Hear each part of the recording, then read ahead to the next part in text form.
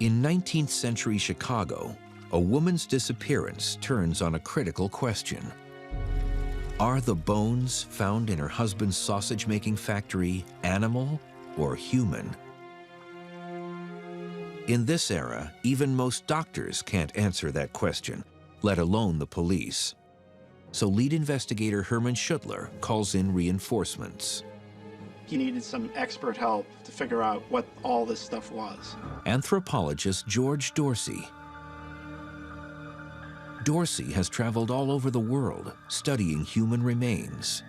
He was one of the first people in the United States to get a PhD in anthropology, and was very familiar with being able to recognize the difference between, say, a bone from a pig or a cow or some other animal.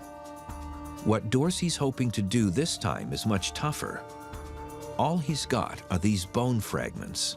That's not much to go on as he tries to figure out whether they're human or not. Dorsey wants to eliminate any chance of error, so he compares the sausage factory bone fragments to every different kind of skeleton he can get his hands on. Everything from pigs to cows, and of course, humans.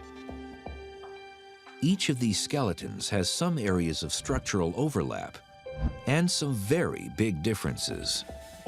But even if Dorsey knew for sure it was a human bone, there are 206 of them in the human body, and these fragments could have come from anywhere. Well, the process that George Dorsey used was essentially to look at the bones that were found in the factory and figure out where might this piece of bone fit into this skeleton. Today, more than a century later, forensic anthropologists still use Dorsey's hands-on approach. Today, we also do that. We also rely on comparative collections in the appearance of the bone. After carefully studying each fragment and comparing them to hundreds of skeletons, Dorsey has finally identified the bones. He concludes that some of the fragments are from a toe, a rib, and a femur, or thigh bone. But he has no question about their origin. His conclusion was no, the only place that these bones would fit would be in a human skeleton.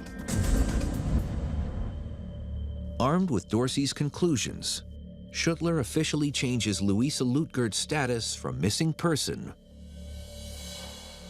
to murder victim.